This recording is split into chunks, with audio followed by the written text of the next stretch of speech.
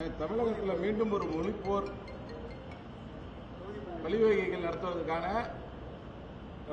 பல்வேறு அமைப்புகள் இன்னைக்கு ரயில்வே திருச்சி உதாரணம்.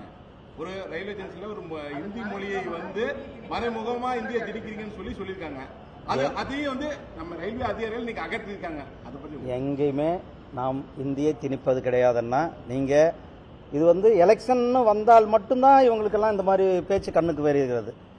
அதாவது நம்மளுடைய தமிழ்நாட்டில் எப்பயுமே தமிழக மக்கள் விரும்புகின்ற இனிய தமிழ் மொழி தான் நாம் நடைமுறைப்படுத்தி கொண்டிருக்கின்றோம். நம்மளுடைய மாண்புமிகு பிரதமர் திரு நரேந்திர மோடிஜி அவர்கள் ஆட்சிக்கு வந்த பிறகு யூபிஎஸ்சியில் தமிழ் மொழி தேர்வு எழுதுறதுக்கு தமிழ் மொழியில் தேர்வு எழுதுவதற்கு அனுமதிக்கப்பட்டது.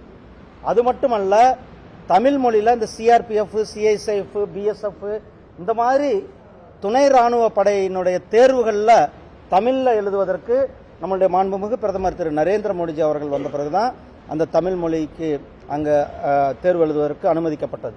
அது மட்டுமல்ல, இன்றைக்கு தமிழ் தான் உலகத்திலேயே தொன்மையான மொழின்னு உலகம் முழுவதும் சென்று நம்மளுடைய மாண்புமிகு பிரதமர் திரு நரேந்திர மோடிஜி அவர்கள் தமிழுக்கு பெருமை சேர்த்துக் கொண்டிருக்கிறார்கள்.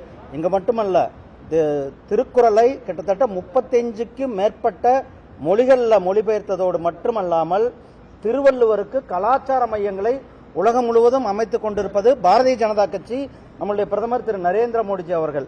ஆனால் இங்க இருக்கிறவங்க கும்மிடி பூண்டி கூட தாண்டாம, அல்லது இந்த சைடு ஒசூரை கூட தாண்டாம சும்மா மக்களை திசை திருப்புகின்ற செயல்களை தான் இவங்க திமுக அரசாங்கத்தில் தமிழுக்கு என்ன செஞ்சிருக்காங்க சொல்லு.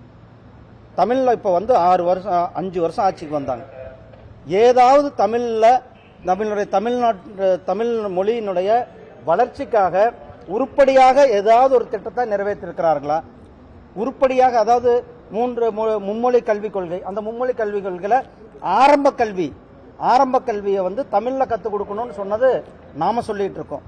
ஆனா இங்க சிபிஎஸ்இ ஸ்கூல்ல திமுக அவங்க நடத்துற சிபிஎஸ்இ ஸ்கூல்ல என்ன வேற ஒரு லாங்குவேஜ் தான் சொல்லி கொடுத்துட்டு இருக்காங்க, தமிழா சொல்லி கொடுக்குறாங்க.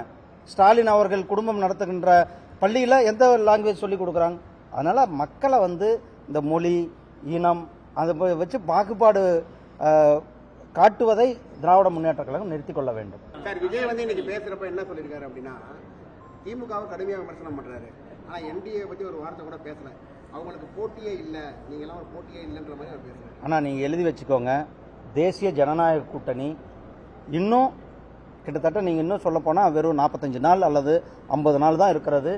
தேர்தல் என்னைக்கு நடக்குதோ அன்றைக்கு தேசிய ஜனநாயக கூட்டணியானது ஆட்சி அமைப்பதற்கு மக்கள் தயாராக இருக்கிறார்கள், மக்கள் ரெடியா இருக்கிறாங்க, அவங்க ஓட்டு போடுவதற்கு ரெடியா இருக்கிறாங்க.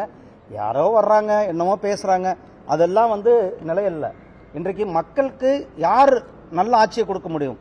டபுள் என்ஜின் சர்க்கார் யார்? நம்ம தான் கொடுக்க முடியும். இன்னைக்கு உத்தரப்பிரதேசமாக இருக்கட்டும், மத்திய பிரதேசமாக இருக்கட்டும், ஹரியானாவாக இருக்கட்டும், பீகாராக இருக்கட்டும், மகாராஷ்டிராவாக இருக்கட்டும், அங்கெல்லாம் வளர்ச்சியினுடைய வேகத்தை எவ்வளவு மக்கள் பார்த்து கொண்டிருக்கு. அதே போல இங்க கூட 2017 2016 21 வரலும் கிட்டத்தட்ட 4.5 வருஷம் நம்மளுடைய மரியாதைக்குரிய அண்ணன் எடப்பாடி பழனிசாமி அவர்களுடைய ஆட்சி, அவருடைய ஆட்சியில வளர்ச்சி திட்டங்கள், மக்கள் எவ்வளவு செழிப்பா இருந்தாங்க என்பது மக்களுக்கு தெரியும்.